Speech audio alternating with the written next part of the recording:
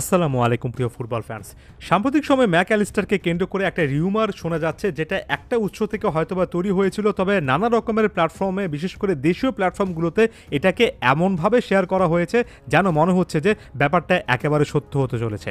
বলছিলাম ম্যাক অ্যালিস্টারের কথা। ম্যাক অ্যালিস্টারকে নাকি রিয়াল মাদ্রিদ টার্গেট করছে এবং ম্যাক অ্যালিস্টার নাকি রিয়ালে যাওয়ার ব্যাপারে যথেষ্ট আগ্রহ প্রকাশ করেছে। আসল সত্যটা কি সেটা একটু জানার চেষ্টা করি।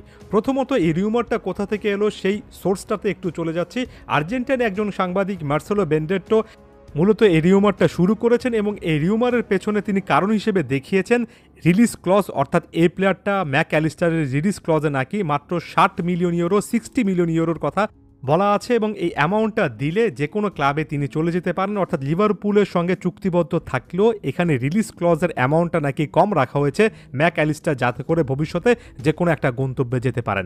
তবে এটা তো সাধারণ একটা ব্যাপার, তার মানে যে তিনি রিয়াল মাদ্রিদে যাচ্ছেন, রিয়াল মাদ্রিদের আগ্রহ আছে, এমন টাইপের কোনো কথাবার্তা তো আমরা শুনিনি। বরঞ্চ সাম্প্রতিক সময়ে এসে রিয়াল মাদ্রিদের ফিউচার টার্গেট হিসেবে ফ্লোরিয়ান ভির্টসের নামটা আরেকটু বেশি করে এসেছে, যদিও সেটা আসলে ভবিষ্যতে গিয়ে কতটুকু কি হবে সেটা আন্দাজ করা এখন থেকে যাচ্ছে না, শুধুমাত্র একটা সম্ভাবনা। তবে ম্যাক অ্যালিস্টারের ক্ষেত্রে সম্ভাবনা নিয়েও আলোচনা করার মতো আসলে তেমন কোনো গ্রাউন্ড খুঁজে পাচ্ছি না, কারণ ম্যাক অ্যালিস্টার নিজেও কিন্তু কোনো রকমের গ্রাউন্ড দেননি।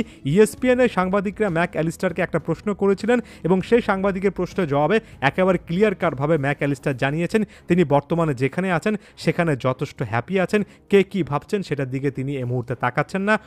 Las últimas horas se te vinculó mucho con el Real Madrid. ¿Hay algo de cierto? ¿Sabes algo? No, no hablo sobre supuestos, estoy...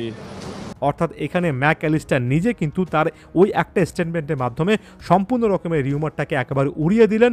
Argentine ওই সাংবাদিক একটা ধারণা থেকে যে কথাটা বলেছেন সেটাকে ফুলিয়ে ফাঁপিয়ে আমরা যেভাবে বড় আকারে আসলে প্রকাশ করেছি সেটা প্রকৃত সত্য নয়। প্রকৃত সত্য এটাই যে ম্যাক অ্যালিস্টার এখন পর্যন্ত এই ক্লাবের ব্যাপারে কোনো কিছু চিন্তা করছেন না। এমন টাইপের কোনো সিচুয়েশন তৈরি হয়নি যেখানে তার এখনই লিভারপুল ছেড়ে আসলে রিয়াল মাদ্রিদে যেতে হবে। এর পাশাপাশি একটা জিনিস মাথায় রাখা উচিত, এই রিউমারটা অনেক বেশি করে এসেছে যখন আমরা জানলাম টনি ক্রুস অবসরে চলে যাচ্ছেন এবং মূলত তার একজন বিকল্প হিসেবে এই সাংবাদিক ম্যাক অ্যালিস্টারের নামটা মেনশন করেছেন। এখন এই প্লেয়ারটা চলে যাওয়ার বা বলা উচিত চলে যাওয়ার অ্যানাউন্সমেন্টের মাত্র 2-3 দিনের মধ্যে লিভারপুল রিলিজ ক্লজ নিয়ে এতটা বিচলিত হয়ে উঠবে, রিয়াল মাদ্রিদ একটা খোঁজখবর শুরু করবে, ব্যাপারটা এমন নয়। একটু খোঁজখবর করতে কিংবা কোনো রকমের কার্যক্রম শুরু করতেও তো আসলে সময়ের দরকার। যেমন রিয়াল মাদ্রিদের এই মুহূর্তে ট্রান্সফার মোটিভে একেবারে ক্লিয়ারলি একটা জিনিস দেখা যাচ্ছে, কিলিয়ান এমবাপে, এন্ড্রিক এরা আস্তে আস্তে দলের সঙ্গে থিতু হবেন। তারপর সেখানে আলফানসো ডেভিসের মতো একজন প্লেয়ারকেও তারা কিন্তু টার্গেট করছে। এদেরকে দলের সঙ্গে অ্যাকোমোডেট করার পরে ভবিষ্যৎ প্ল্যানের একটা অংশ হিসেবে জাভি অ্যালোনসোকে একজন কোচ হিসেবে, ভবিষ্যতের কোচ হিসেবে চিন্তা করা হচ্ছে। ফ্লোরিয়ান ভির্টসকে কেন্দ্র করে কিছু না কিছু চিন্তা করা হচ্ছে, যেহেতু তিনি জাভি অ্যালোনসোর আন্ডারে খেলছেন।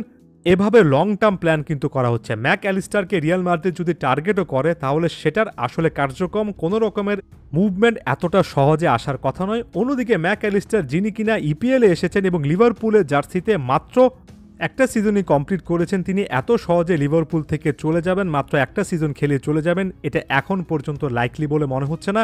ম্যাক অ্যালিস্টার আস্তে আস্তে লিভারপুলে কিন্তু খুবই গুরুত্বপূর্ণ একটা জায়গা পাচ্ছেন। তাই আপাতত এই ব্যাপারটাকে রিউমার হিসেবে দেখছি এবং রিউমার হিসেবে শেষ করছি। ধন্যবাদ সবাইকে।